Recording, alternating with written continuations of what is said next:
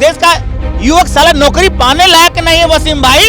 इस देश का युवा साला मूर्ख है, गधा है। तुम्हें तुम्हारी औकात के हिसाब से जो मिल रहा है एकदम सही हो, तुम लोग इसी लायक हो। अगर मैं मुख्यमंत्री या पीएम होता ना तो तुमको नौकरी नहीं, तुमको जूते से मारता। तुम साले नौकरी पाने लायक हो ही नहीं। तुम गांडू हो, बेशरम हो, बेहया हो, नपुंसक हो साले। 5 साल पहले भी हम सुन रहे थे 500 मर्दों की जरूरत। 5 साल में 500 मर्द नहीं मिले। अरे हमको 1 लाख लोग डिसलाइक करो यार। चुनाव खत्म होने के बाद 12 महीने में भारत की धरती पर चमत्कार कर दूंगा। इतने बलात्कार इस देश में होते हैं, उससे कहीं ज्यादा घरों में अपने घर के लोग, रिश्तेदार लोग, जानने वाले गलत व्यवहार करते हैं, लेकिन वो कभी सामने नहीं आ पाता है।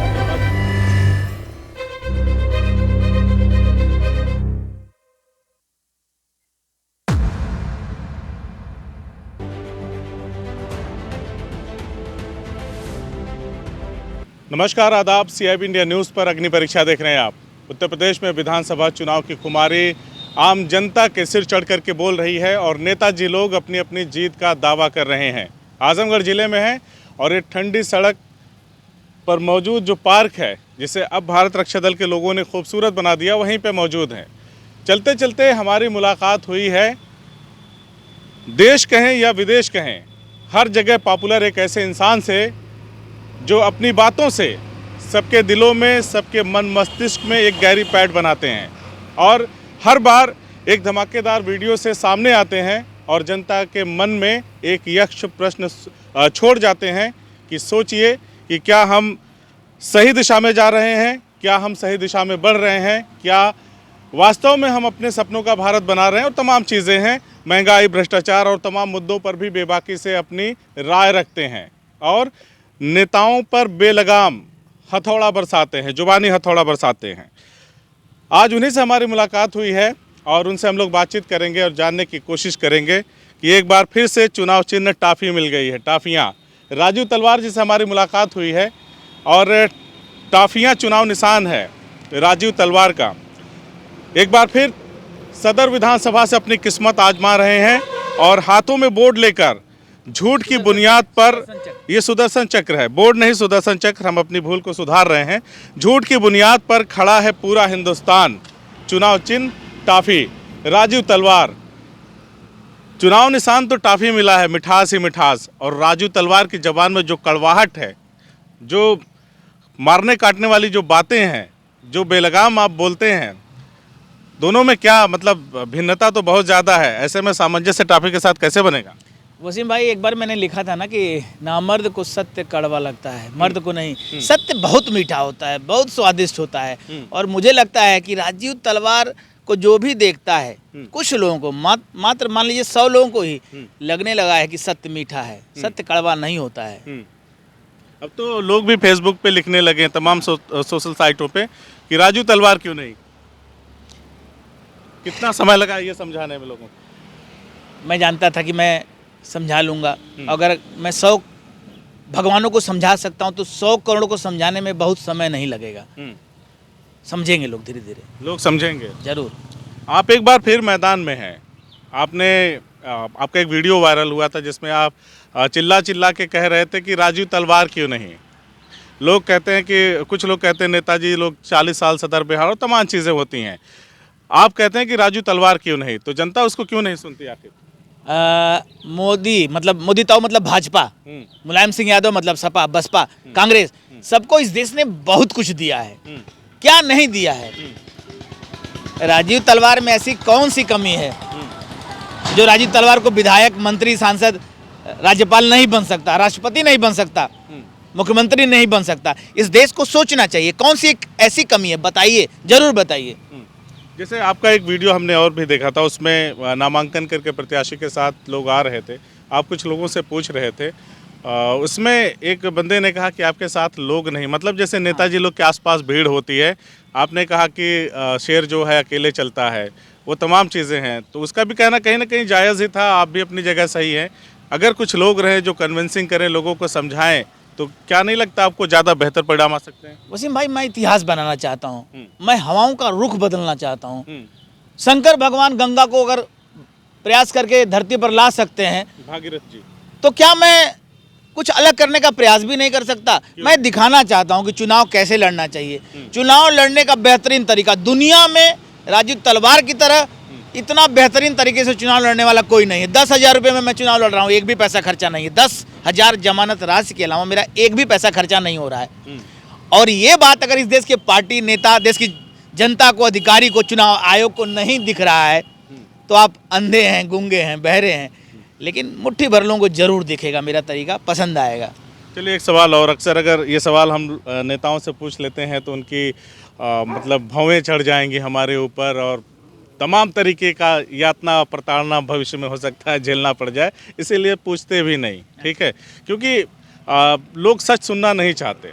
सुनना पड़ेगा राजू लोग तलवार। सच नहीं सुनना चाहते। तो मैं आपसे ये सवाल इसलिए पूछ रहा हूँ क्योंकि जब भी मैंने ये सवाल लोगों से पूछा, लोग मना कर गए, आगे बढ़ गए, लेकिन मुझे लगता है कि राजू तलवार उस सवाल का जवाब जरूर देंगे। एकदम आज़ादी के बाद से ही गरीबी दूर करने की बात हुई और जो गरीबी दूर करने वाले नेताजी लोग हैं वो फार्चूनर कार से चलने लगे। एक सभासद भी फार्चूनर कार से चलता है और तमाम ऐशो आराम हो जाते हैं। जनता वहीं की वहीं रह जाती है। कब तक धोखा? जब तक ये राजू तलवार को नहीं पहचानेंगे तब तक ये धोखा खाते रहेंगे। इस देश के पार्टियों का विकास, मुस्लिम भाई, इस देश के पार्टियों का विकास हो रहा है या इस देश का विकास हो रहा है? पार्टियों का विकास हो रहा है सीधे तौर। इस देश के लोगों को सोचना पड़ेगा। और राजू तलवार की तरफ देखिए, वोट मत दीजिए। लाइक एक हथियार है, इंस्टाग्राम, ट्विटर, फेसबुक हथियार है। भारत की धरती पर मैं चमत्कार कर दूंगा। कैरीमिनाटी वर्सेस राजू तलवार, शाहरुख वर्सेस राजू तलवार, मोदी वर्सेस राजू तलवार। जितने दुनिया में सेलिब्रिटी हैं आपके लिए जान नहीं देंगे वसीम भाई। राजू तलवार मरना चाहता है, लेकिन आप लाइक भी नहीं करेंगे, मेरा समर्थन या विरोध भी नहीं करेंगे तो मैं भगत सिंह की तरह अपना जान नहीं देने वाला हूँ। दशरथ माझी की तरफ पहाड़ काट के रास्ता नहीं बनाऊंगा। हाँ, लाइक करिए, मेरा समर्थन या विरोध करिए, हर तरह के चक्रव्यूह को तोड़ के दिखाऊंगा वसीम भाई। हर तरह के चक्रव्यूह को मैं तोड़ दूंगा। चलिए एक सवाल और आपसे। इतने सालों का सड़कों पर संघर्ष, हाथ में सुदर्शन चक्र लेकर के रोज जनता को जगाने का काम और इस तरह के दमदार स्लोगन, तमाम इस दौरान जेल यात्रा, सड़कों पे लाठी खाना और तमाम चीज़ें हुई आपके साथ। आज राजू तलवार जहां हैं, इन सारी झंझावतों से लड़ते हुए, भिड़ते हुए, आगे बढ़ते हुए, राजू तलवार अपने आप को आज कहाँ पाते हैं? संघर्ष नहीं, struggle gives me a lot of happiness. संघर्ष में जो मज़ा आता है ना, वो मज़ा कहीं नहीं है। और वसीम भाई, बहुत मज़ा आता है मुझे जेल जाने में, रात रात भर थानों में बैठाए जाने में बहुत मज़ा आता है। और हवाओं का रुख, मैं जानता था 2009 में कि राजू तलवार हवाओं का रुख बदल सकता है और मैं बदलूंगा। आशीर्वाद दीजिए। हवाओं का रुख बदल जाएगा एकदम। अब मौत और सिर्फ मौत राजू तलवार को रोक सकती है। ज़्यादा नहीं समय लगेगा, 1-2 साल में दिखने लगेगा। अच्छा, एक चीज़ और, हम आपसे बातचीत कर रहे हैं। पिछला इंटरव्यू जो मैंने आपका किया था 2019 में, और उस वक्त के राजू तलवार में, आपके राजू तलवार में बड़ा अंतर देख रहा हूँ मैं। हथियार आपका आपने अभी तक ये दिख रहा है, अंतर है नहीं। राजू तलवार जानवर है, मनुष्य बनना चाहता है, नामर्द है, मर्द बनना चाहता है। और जरूरत पड़ेगी, मैं कुछ भूला नहीं, वो हथियार चलेगा। उस समय जरूरत पड़ेगी तब आएगा। उस समय जरूरत थी, आज जरूरत नहीं है तो मैं हथियार का प्रयोग करूँ। लगा के रखा हुआ है, एकदम लोडेड है। लोडेड है वो, जब जरूरत पड़ेगी एकदम तुरंत निकलेगा। तुरंत रुकने वाला नहीं है राजू तलवार। मौत भी जिस दिन सामने होगा, तेवर मेरा वही रहेगा। हथियार चल जाएगा, जरूरत पड़ेगी तब। और बिना जरूरत के हथियार चलाने का कोई मतलब नहीं है। आप अक्सर कहते हैं जनता नामर्द है। जैसे मैं अगर सवाल ये पूछूं आपसे कि जनता को किन मुद्दों पर चुनाव में लोगों को वोट देना चाहिए, देखना चाहिए, तो शायद ये जायज़ भी नहीं, क्योंकि आपके दृष्टिकोण से जनता नामर्द है। तो आखिर जनता करे तो करे क्या? जनता सरकार बदलेगी या नहीं बदलेगी, ठीक। राजू तलवार को लाइक तो लोग कर सकते हैं या डिसलाइक कर सकते हैं। अब कैरीमिनाटी को आपने 1 मिलियन, 5 मिलियन लाइक दिया है, अरे हमको 1 लाख लोग डिसलाइक करो यार। चुनाव खत्म होने के बाद 12 महीने में भारत की धरती पर चमत्कार कर दूंगा। सांसद, विधायक, नेता, डीएम, एसपी जो नहीं कर पाए वो राजू तलवार करेगा। ये मोबाइल है, इसकी ताकत को आप समझिए। क्या मांग रहा हूँ? कुछ तो नहीं मांग रहा हूँ। और ये भी थोड़ा स्पष्ट करिए। एक तरफ तो आप सरदार भगत सिंह से बात करते हैं, कंपैरिजन करते हैं कि आप उनके विचारों पे चलने वाले व्यक्ति हैं, दूसरी तरफ आप कैरीमिनाटी बार बार जिक्र कर रहे हैं, तो तुलना कहाँ है? करना क्या? जैसे इस देश का युवा 1 मिलियन 2 मिलियन लाइक, मैं कहता हूँ लाइक हथियार है। करीमनाटी को अब लाइक कर रहे हैं, राजीव तलवार को डिसलाइक कर दो यार, फिर तुम्हें मैं अंतर दिखा दूंगा। और मैं भगत सिंह का विचार नहीं हूँ, चलने वाला प्रेरित नहीं वसीम भाई, मैं किसी से कुछ भी कहूंगा तो कोई मेरी बात पर विश्वास नहीं करेगा। एक बात बताइए, 40-50 साल पहले मैं कहता सड़क पर जमीन खरीद लो, आप करोड़पति हो जाओगे, तो कोई मेरी बात मानता? नहीं मानता। और मैं कहूं कि मैं भगत सिंह हूं तो कोई मानेगा? मानेगा नहीं, भगत सिंह तो नहीं हो सकते क्योंकि अरे वसीम भाई, भगत सिंह से 1000 गुना बेहतर है राजीव तलवार, एक मौका तो दो। अच्छा, अरे मौका दो, करके दिखा दूंगा। एक दिन ये दुनिया कहेगी भगत सिंह नहीं, भगत सिंह से ज्यादा खतरनाक, असरदार और इस समाज के लिए जरूरी है राजीव तलवार। लेकिन एक मौका दो, फ्री में भगत सिंह की तरह मैं गलती नहीं करने वाला हूं, नहीं करूंगा गलती। अगर ये समाज मुझे 1 मिलियन या 1 लाख लाइक भी नहीं, डिसलाइक भी नहीं कर सकता, तो मैं क्यों लड़ूंगा, मैं क्यों जान दूंगा? आप वोट मत दीजिए हमको, लेकिन मेरा समर्थन है, विरोध फेसबुक, ट्विटर, इंस्टाग्राम पे करिए, आप मत वोट दीजिए। नहीं वोट चाहिए, मैं वोट के लिए आया भी नहीं हूं, मैं वोट के लिए सब नहीं करता हूं। चमत्कार याद है, वसीम भाई कहा था दुनिया का सबसे खतरनाक और ताकतवर बम बनाऊंगा, याद है कि भूल गए? लोग हंसते थे ना, लोग उस बम की बात पे हंसते थे कि नहीं? आप बताइए, वो बम लग रहा है कि बन रहा है कि बन चुका है? दुनिया का सबसे खतरनाक और ताकतवर बम, बताइए, कुछ तो बताइए आप। याद है ना, मैं कहता था ना, आप कहते थे, याद है मुझे, कि मैं बम बनाऊंगा। हाँ। तो आपको क्या लगता है कि वो बम कहीं कुछ दिख रहा है या नहीं? नहीं, अब तो बहुत सारे आपके सोशल साइटों पे मैं देखता हूँ, लोग आपकी वीडियो लगाते हैं और कहते हैं, मतलब तमाम चीज़ें कहते हैं, आजमगढ़ के मुर्दो जागो, ये दुनिया का सबसे खतरनाक और ताकतवर बम क्या है? बन चुका है, लेकिन उस बम में बारूद डालने के लिए मुट्ठी भर मर्दों की जरूरत है। 500 मर्द जो कहता हूं, बिना बारूद के बम नहीं बनता है। 5 साल पहले भी हम सुन रहे थे 500 मर्दों की जरूरत, 5 साल में 500 मर्द नहीं मिले।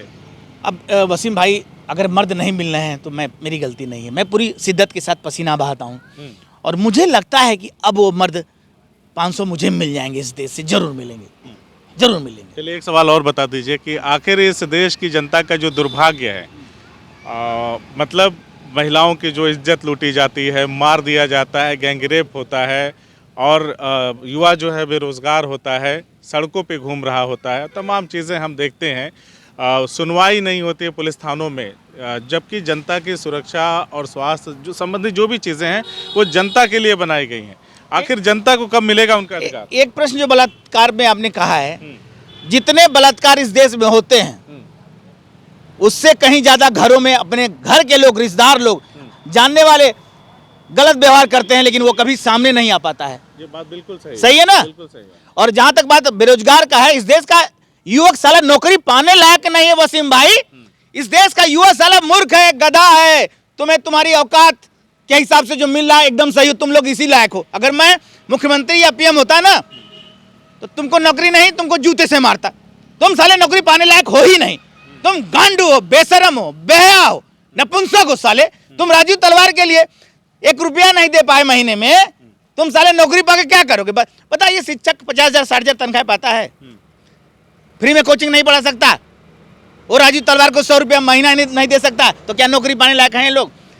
बोझ नहीं है ये लोग? देश के लिए कौन सा काम? सरकारी कर्मचारी देश के लिए क्या कर रहा है, बता दीजिए, कौन सा त्याग कर रहा है?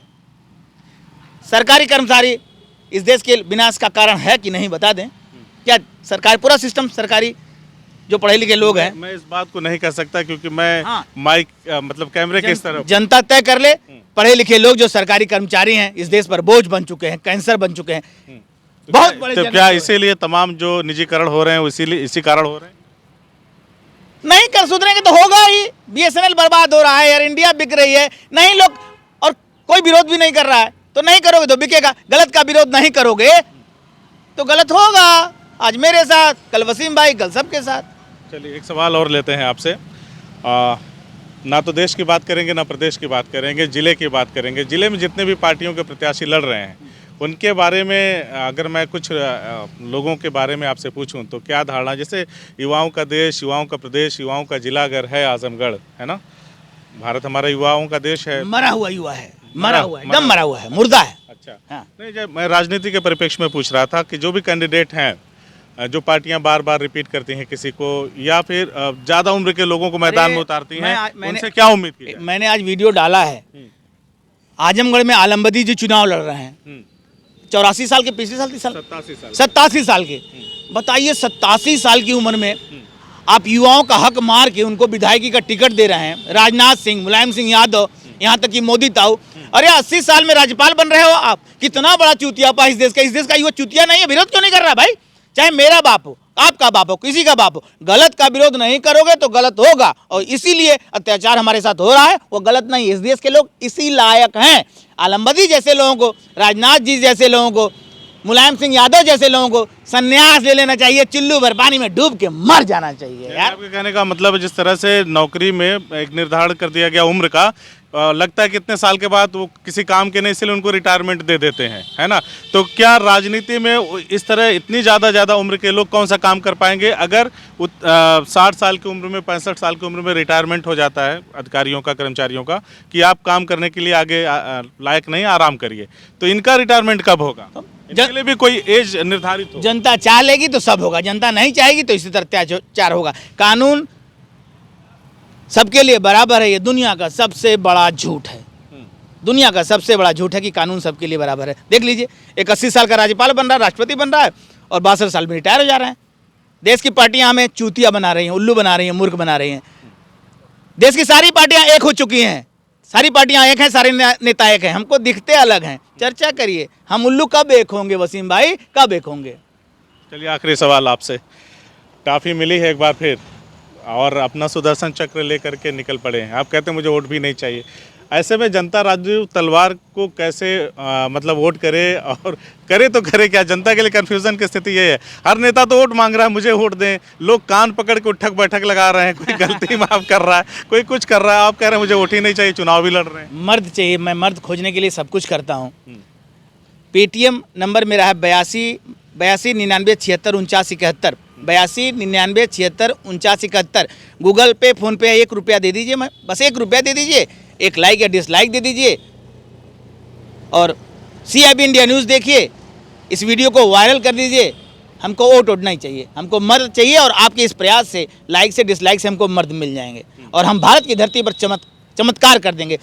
मंत्री, विधायक, वसीम भाई एक प्रश्न पूछें? हाँ, पूछ लीजिए। एक मंत्री का नाम बता दो वसीम भाई, एक मंत्री, एक सांसद, एक विधायक का नाम पिछले 50 साल में नाम बता दो, जिसका नाम आपको याद हो, जिसने कुछ ऐसा किया है जिससे समाज उसे याद रखेगा। नाम बताइए किसी का, कोई है? ऐसा कोई नहीं मिला आपको? तब कोई है ही नहीं। बता दे कोई। इतना पैसा, सारे लोग हैं। क्या किया उन्होंने? क्या ऐसा किया कि ये दुनिया उन्हें याद रखेगी? क्या किया बता दे। अरे ये लोग मिलके समाज में जहर घोल दिए, समाज में जहर खोल दिए, समाज में जहर खोल दिए। और इस जहर को अमृत बना सकता है तो राजीव तलवार, राजीव तलवार, और सिर्फ राजीव तलवार। हिंदू ना मुसलमान, हम हैं बेईमान, बेशर्म हैं आप। हिंदू नहीं ना मुसलमान है, दर हरामखोर आप लोग हैं।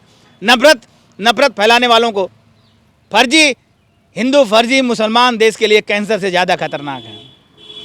चलिए, यह है राजू तलवार, जिनसे हमने ढेर सारे मुद्दों पे बातचीत की, और इन्होंने हर एक सवाल का अपने तरीके से, अपने चिर परिचित अंदाज में, अपनी शैली में उसका जवाब दिया।